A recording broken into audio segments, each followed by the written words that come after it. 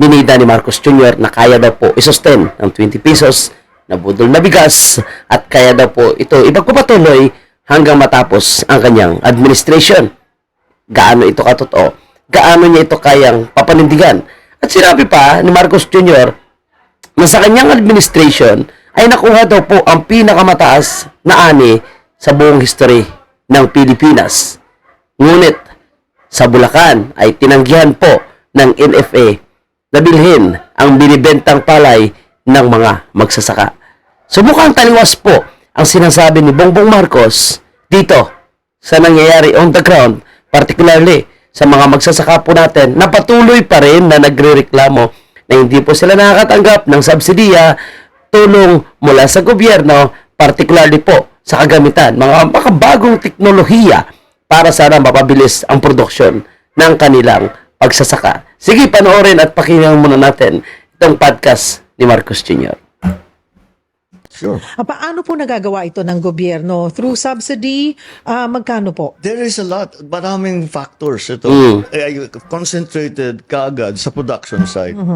So, baka hindi alam nga ng tao, in 2023, we had the largest the largest crop of palay in the history of the Philippines. Grabe naman yun, mga kababayan po natin. No? Ano kaya ang pinagbasihan nila ng data na sinasabi niya, in the history of the Philippines, sa kanyang administration, or 2023, no? Pagtala ng pinakamataas na ani ng palay. Na kung titingnan natin, mga kababayan, mas lumiit nga ngayon, no? Yung taniman sa ating bansa. Tapos kulang ng suporta ng gobyerno kaysa kumpara mo sa mga nakaraang mga taon, no, mga nakaraang panahon na yung pala is talagang napakalawak. So paano mo masasabi na sa iyong administration, sige, huwag natin banggitin yung taon, no, kasi sinabi niyo dyan 2023 and 2024, no, na nakapag-harvest ng napakaraming palay o baka nakapag-import ng napakaraming palay. Hindi nakapag-harvest kasi bumabaha po yung imported na bigas sa merkado, Mr. President Bongbong Marcos. Or Mr. Bongbong Marcos. Bumabaha po yung imported na bigas. At iilan lang sa merkado yung makikita natin, yung mga lokal na ani na bigas. So, paano mo nasasabi na marami tayong ani, ikaunti yung nakikita natin sa merkado? It's another bagong pambubudol statement na naman to. Or, ano ito ba? Datos? Yung kanilang sinasabi. In 2024, nalampasan na natin yun. In 2025, we predict nalampasan na naman natin yun. So our production Ayos yan, nalampasan. is going up. Since our production is already going up, bababa ang cost of production. Since bababa ang cost of production, di ang pagbenta, kung bibili ang NFA, ang pagbenta ng NFA, pababa ng pababa. That's why I'm so confident masabi sustainable. Kasi basta Pag sure lang sustainable dahil ang taong bayan, no, hindi na nagsasawa sa iyong mga kasinungalingan at pambubudol, kundi nasanay na lang. Well, alam nyo mga kababayan po natin, kung sustainable, gustong-gusto natin yan. Yung presyo ng bigas, mas stable lang. Ngayon, putyang gala, magbibenta ka ng tagbe-20 pesos na bigas. Tapos, may requirements kung sino lang yung makakabili. Di ba? Dapat PWD. Dapat, no, senior citizen. Dapat miyembro ka ng purpose. Dapat minimum age earner ka. Dapat walang requirements. Para sa lahat. Yung gusto yung sustainable na presyo, na 20 pesos na presyo ng bigas, dapat para sa lahat. Di ba? ipatuloy natin, magbigay tayo ng makinarya sa farmer, paggandahin natin lahat ng irrigation natin, mag-research tayo sa IRRI, sa UPLB, kung ano yung magagandang bagong variety, ano yung mga planting techniques ng mga bago.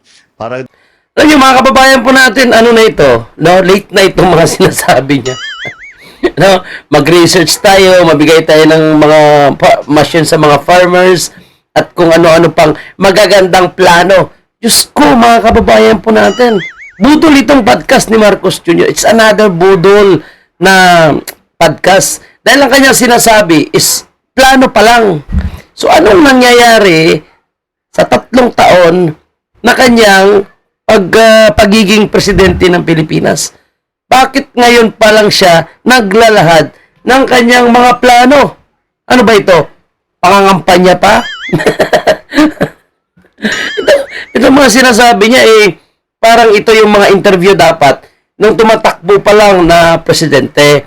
Ano yung kanyang magiging plano? Sige, magbigay tayo mga makinarya sa farmers, mag-experiment, mag-aaral, no? Dami niyang plano, pero wala na. Nagpaplano ka pa lang, pero hindi naman agad na-implement yan. So, ano mangyari sa 3 taon? Wala kang ginawa doon? Wala kang kahit anong pinalano? Ngayon, magpaplano ka?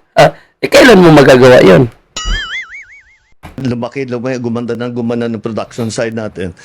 Pagka gumanda ng gusto yung production side natin, may bababa natin, wala nang subsidy. Magagawa po kaya yan bago Magagawa matapos na yan, yung termino? magagawa yan. We did it before already. Nag-export na tayo ng bigas eh. Wow, nag-export tayo ng bigas. Maganda yan. So why not do the same thing again? It's really, you help the farmers. Ang kinakatakutan Dati siguro, nag-export talaga tayo ng bigas. Ngayon, para tayo mga export ng bigas, pinapatay niyo po yung mga farmers. Di ba? Sige, patuloy natin ito kasi sunod natin ang video na itong isa. ng iba. Pag masyado nang mababa ang presyo ng bigas, paano naman yung mga magsasaka natin? Tama. Ano po ang sinasabi kasi yung mga ang gusto Interrupt natin mga kababayan po natin. Tama yung sinasabi ng mga magsasaka. Paano na lang kung masyadong mababa yung presyo ng bigas? Paano nila mapunuan? Paano nila makakayanan yung mga ginagastos nila? Paano nila mabawi yung kanilang ginagastos sa pagpaparming? In the first place, hindi naman kayang kontrolin ng isang Bongbong Marcos ang patuloy na pagtaas ng mga pataba, no, sa pagpapalay, mga gamot, no, mga pesticide, makinarias, no, of course labor patuloy na tumataas. So paano naman, no, nila mababawi kung mababa yung presyo ng bigas? So imposible ang sinasabi ni Marcos Jr. Kung walang subsidiya ng gobyerno itong pamimili ng NFA at ang bitahan ng presyo ng bigas. So like for example, itong 27, magkano ba yung benta nila? 'Di ba? Magkano ba yun? 20 pesos na bigas. Ang original price niya is 37. Yun po yung kanyang market price talaga. Pagkatapos kilingin, gastusin, lahat. So 37 yung pinaka-presyo dapat. So binenta nila ng 20. 17 pesos na po yung subsidy ng gobyerno. So paano nila mapapanatili yung 20 pesos na bigas? Yung production o yung proseso ng pagtatanim, pag-aani, pati yung pagbibenta nila, napakataas. Diba? Tapos, bibenta mo lang 20 pesos. So, paano makukuha yan kung walang subsidy? Otherwise, magpo-provide ang gobyerno, no, nang talagang sila yung magsusupply lahat, libre para sa mga farmers. Pwede, walang gastos yung farmers. Imposible yan, mga kababayan natin. Kaya, I don't know kung may maniniwala pa dito kay Marcos Jr. And I think itong si Cheryl Cusim, no, medyo mahina yung kanyang pag-push sa mga katanungan. Dapat mayroon siyang tanong na talagang medyo mahirapan namang sagutin si Marcos Jr. Kaso alam naman po natin, mga kababayan, itong klaseng podcast ni Marcos Jr. Ito ay isang scripted naman, no? At sila alam na siyempre yung magiging tanong, alam na rin ni Marcos Jr. yung magiging sagot. And wala na po mga follow-up question ng mga padiin para sana mahirapan naman si Marcos Jr., no, na magpaliwanag sa mga ibang issue na dapat kinukonsidera niya. Diba? nila, ang mga farmers natin ngayon, dinadala talaga sa NFA ang mga palay nila dahil nabibili daw po ito ng mga 17 to 18 pesos. Hindi po 17 to 18 pesos. Sa iba, binibili ng 23, 24. Di ba? Logi pala sila kung sa NFA nila bibili. Kasi ang 17 and 18, mura na po yun, mga kababayan. Logi yung mga magsasaka dyan. Yung bintahan talaga ng palay is 23, 24, may 25 pa. Depende sa klase at pagpapatuyo. nagkakamali. Sa mga traders sa private ay nasa 11 to 12 pesos na talagang kaya Ay, hindi totoo yun. ayaw nila. Paano nyo po tinutugunan or tutugunan Lumang presyohan na po yan, 11. At yung 17, logi po yung mga farmers dyan. yung ganitong problema na hindi rin makawawa o malugi ang ating mga magsasaka? Napakahirap na maging magsasaka. Oo. Ang hirap na buhay yan. Ang bigat ang Napakahirap daw magsasaka. Nasubukan mo ba magsasaka? Nasubukan mo bang magtanim ng palay? Ang galing magsalita. Okay yan. Totoo yan, napakahirap magsaka. Nasubukan mo ba?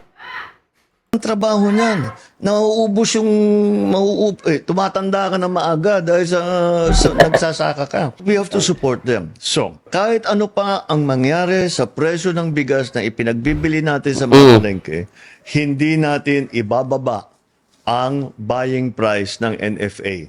Okay. So, hindi daw ibaba yung buying price ng NFA. So, ano itong balitang ito, mga kababayan natin? May kunting kuto lang daw po yung bigas ng mga magsasaka dahil ang tagal na nakastock sa warehouse dahil hindi pa binibili ng NFA, hindi po nila binili. Mamasakit nito, mga kababayan, ha? Dinala pa ng farmers mismo sa warehouse ng NFA pero hindi pa tinanggap. Ito, panoorin niyo ito. Nestor, bakit daw ni-reject ng NFA ang mga pali ng ilang magsasaka dyan sa Bulacan? Ano ba yung planong gawin ngayon ng mga magsasaka sa kanilang mga palay?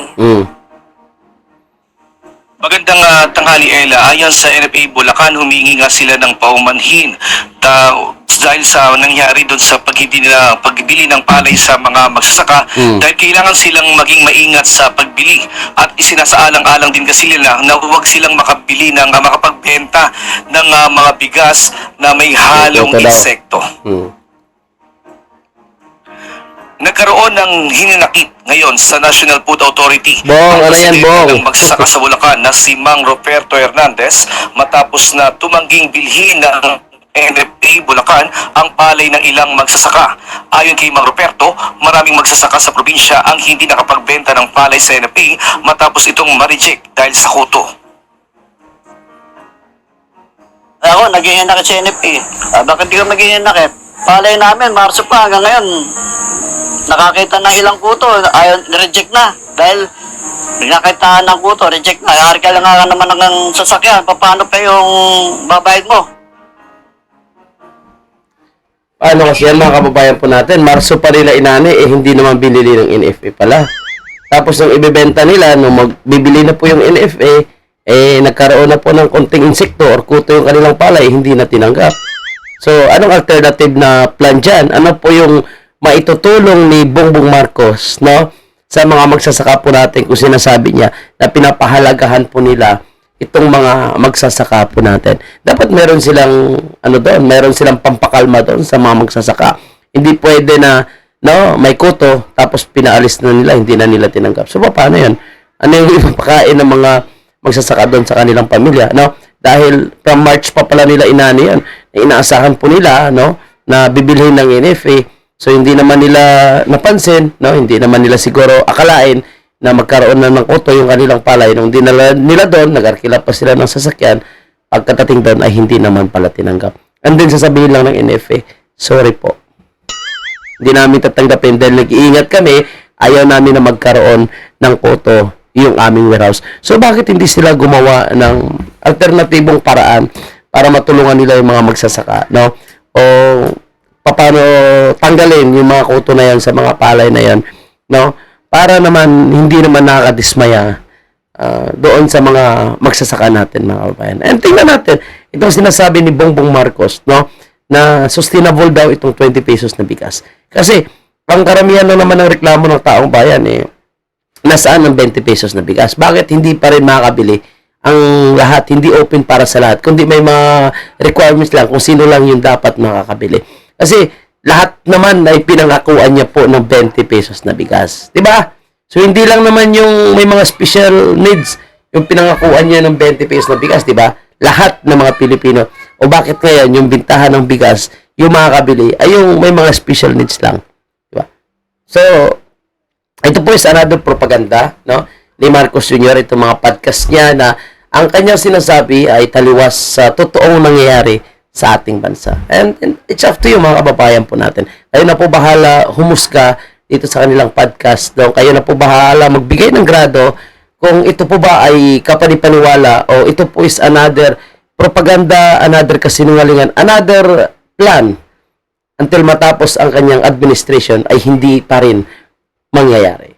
Maraming salamat at yan po yung ating panibagong